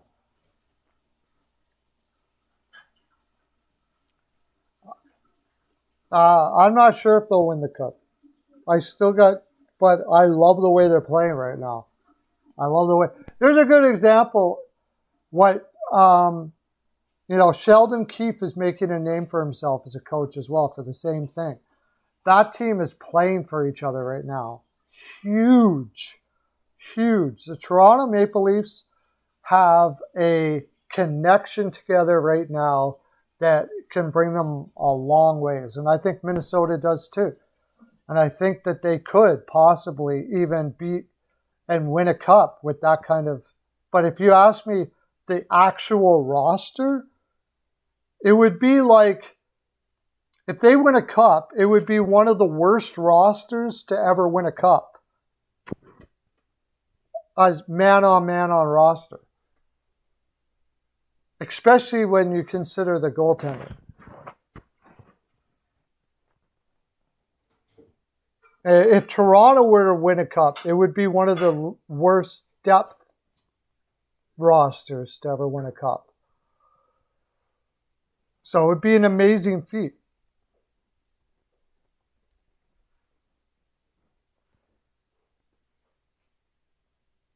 Carolina, I would say Carolina's got one of the deepest rosters there is, and a great coach on top of it.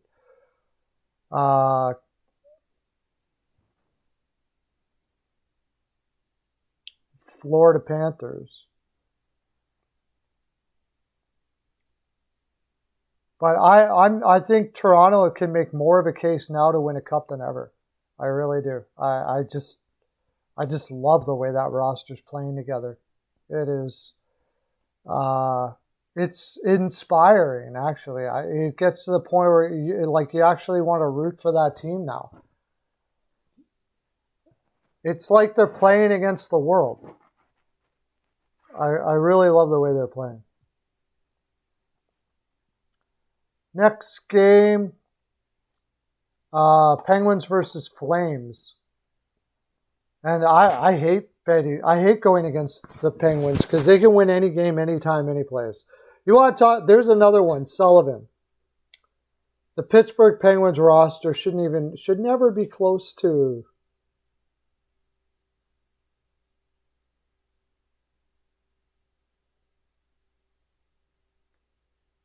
NHL Network had Peter Laviolette on? Okay.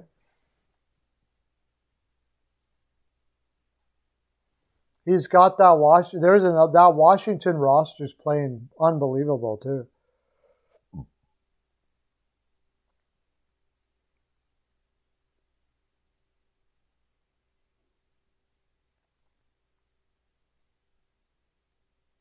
What did he have to say?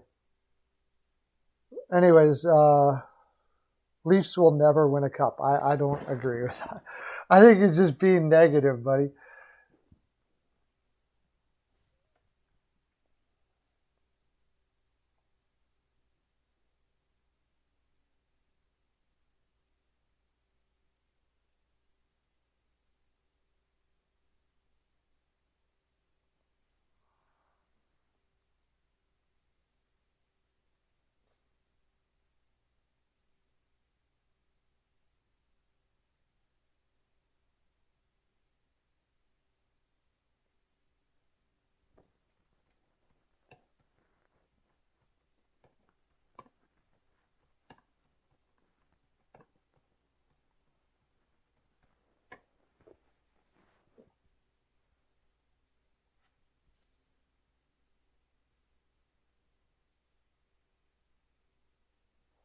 Yeah, they play well though. Yeah, it was a tough. I had a feeling. I didn't have the Canes to win that game.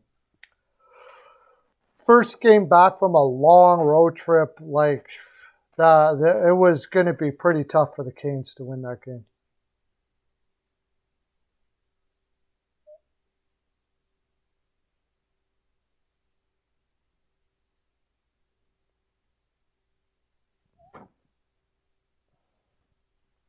Players he coached were now coaching. Okay.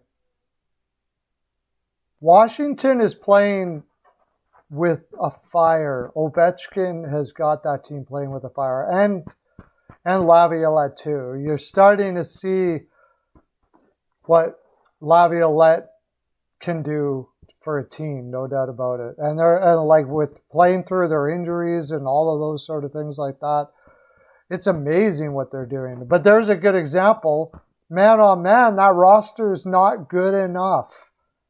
But when you play like that, when you play as a team like Minnesota is, Toronto is, Washington is, it can take the individual talents and make it the whole greater than the actual individual talents. There's a lot of players on Washington right now. They're not great with the puck, but they're working with their limitations and they're just playing their butt off. They're outworking teams all over the place.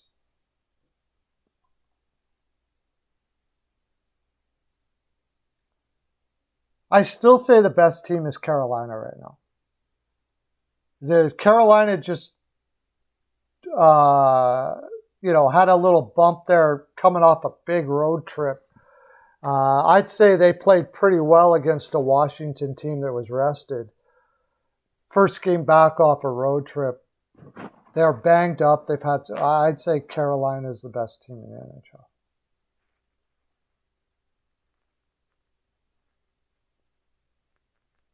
Washington's right up there, though, for sure. Florida Panthers are stumbling right now.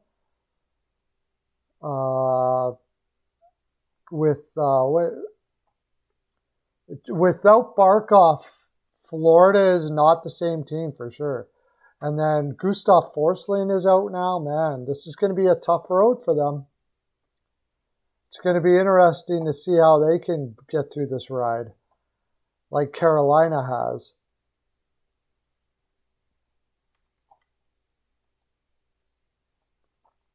And then Tampa Bay. Still, even with their players out, you got to put them up there. Colorado's playing unbelievable high-pressure offense right now, too. Like, they will beat you down in the offensive zone. I love watching teams like that.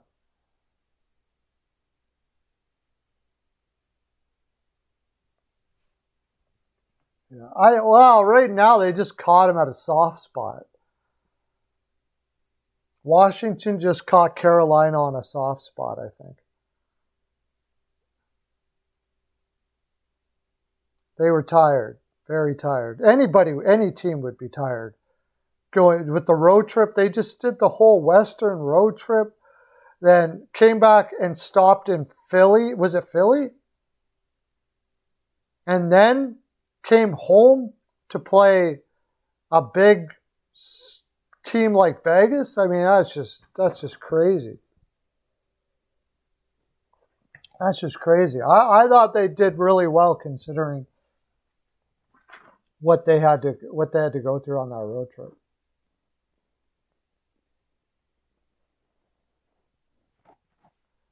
Yeah, we'll see how it is after Washington's had a pretty easy road right now. They haven't played those kind of... Well, no, that's not true. They did have a Western road trip, too, and they played killer through that, too. So that's right. So both of them are playing very well, though. And I was the one that said that I didn't think Washington was even going to make the playoffs this year. So looks like I was wrong because they are one of the better teams in the NHL. I also said Chicago was going to make the playoffs.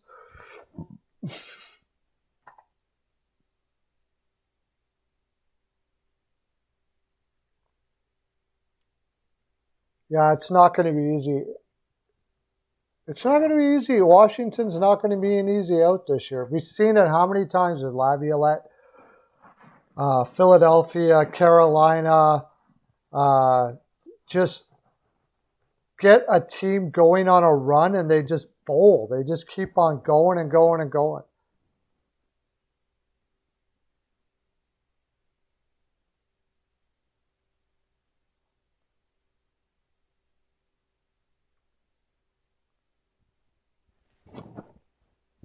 Yeah, I don't know. Laviolette, once he gets a team going like this, they usually don't stop. And then when they do stop, they don't listen to him anymore. They hate him at the end of it, it seems like. So, and I mean, Samsonov is playing. That's the other thing for Washington. Samsonov is, I didn't see that coming. I didn't see Samsonov playing this 3-year coach. He pushes his players to the limit, that's why. And they can't take it anymore.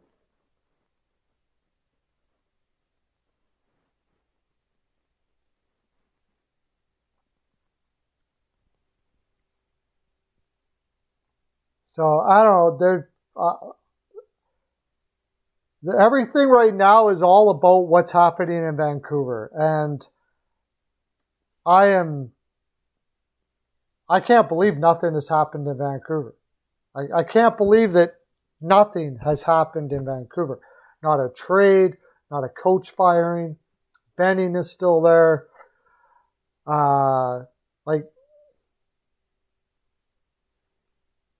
they're talking about like Horvat and Besser both being traded, so you're changing the whole scope of this team. But somehow a team that Benning put together, you're going to trade Besser and Horvat. Out of all of the players you have there to trade, JT Miller, Peterson, who isn't playing well. I mean, so maybe are Besser and Horvat some sort of bullies and Peterson doesn't like them or something? I don't know. I am totally lost with that franchise.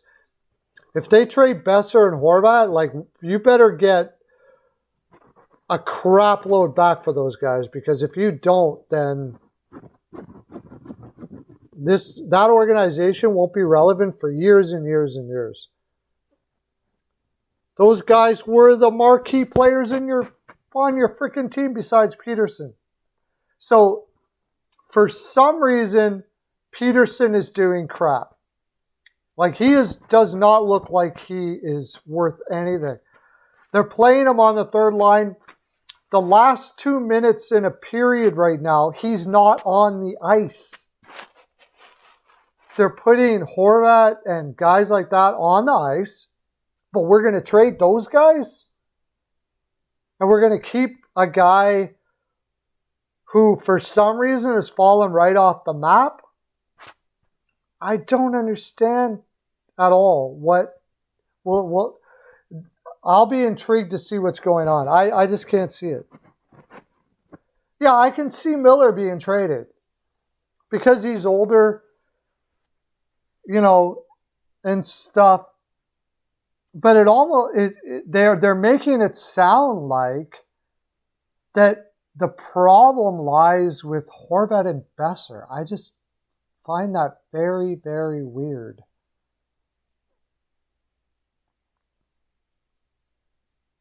I just can't believe it. I can't believe that Horvat is the problem. This was a guy, I remember them talking about Green, like gloating over this guy over and over and over again, talking about how he is a future captain, he's a coach's dream, and now all of a sudden he's trade bait? I mean, if he is, like, did he just have some turnaround in his head that he, like maybe some players do, where they just get too big on themselves or something? I don't know. I know their defense isn't good enough. It looks like to me that they just won't admit that they built, that the players they brought in to build around this core were garbage. And they won't admit it. Benny must have some dirt on the arm or something. I don't know. I did a video on where TJ Miller may get traded to. Minnesota was one of the teams I mentioned in there. Possibly the Rangers take him back, but that was less likely. But I am a lot of lost where all these rumors are coming from about Besser and Horvat. I can only hope that they're just putting them out there to find, like I said, to find out who will be, who's going to be available. Like, if you put out a guy like Bo Horvat, guys are going to be like, I'll give you this, I'll give you this, I'll give you this, I'll give you this. You write them all down, and then you say, no, that's not good enough, but maybe we'll swing over to TJ Miller. And now you know what they are willing. They can't say we're not willing to get. You know what they're willing to get rid of. So you can now have you have a kind of a palette you can work off of which players you like and which players you don't from each team. I'm thinking that's what they're doing here. It would be catastrophically horrible if that wasn't the case. If they trade Horvat and Besser, I don't know. To me, it would be like it's like the end of that franchise for a decade. Unless they got really lucky on a draft pick or something like that.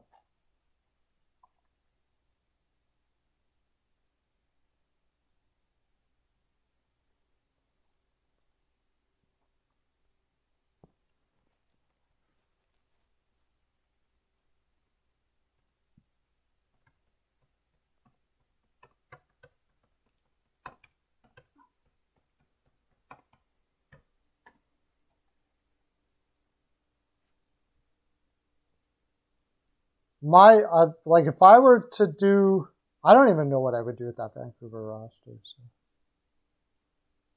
I don't know what I would do with that Vancouver roster. I would try. I wouldn't have picked up Larson. I wouldn't. It's what I wouldn't have done. I wouldn't have had. There's no way in hell I would have had Myers at $6 million per.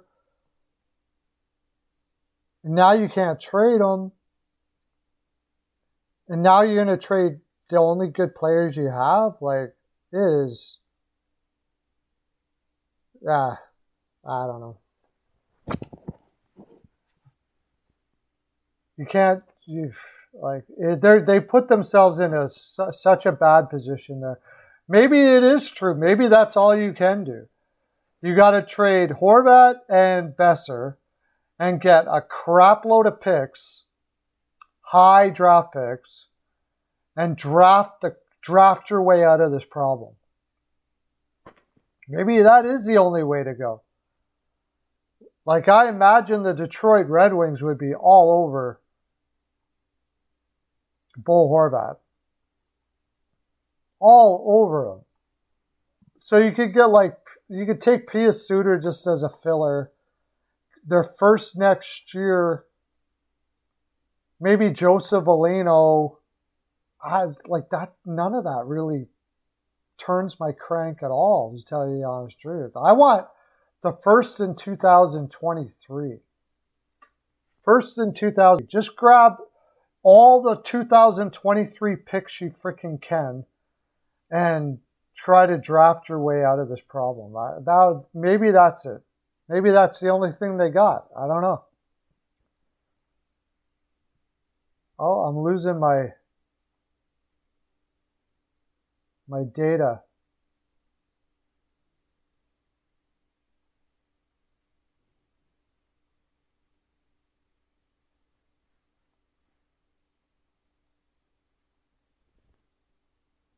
Okay, my stream's going to end anyway, so I'm going to let you go. Small crowd today.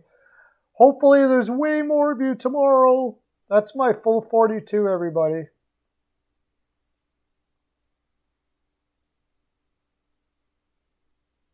Greenway, Dumba, and Lambo. And a pick.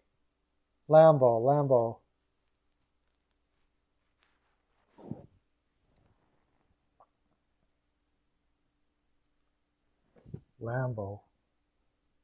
Who's Lambo?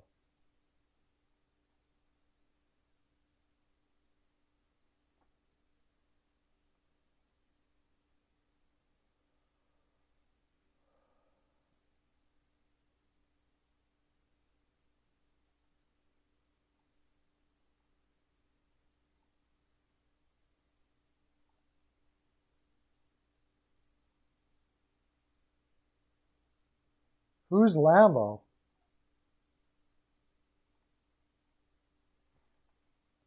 Before I go, tell me who Lambo is. Lambo. I mean, I would definitely... Greenway, Dumba, the problem is it's another defenseman that can't play defense very well. So what I don't like about that. They've already got Myers. They've already got a lot of defensemen that can't do that.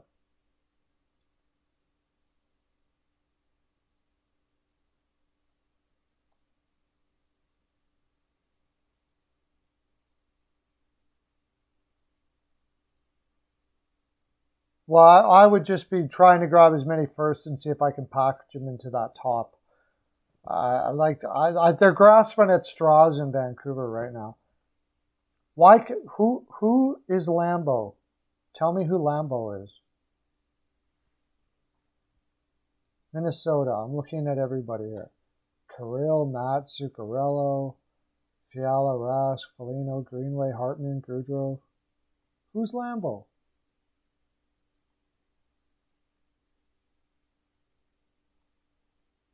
Who am I missing here?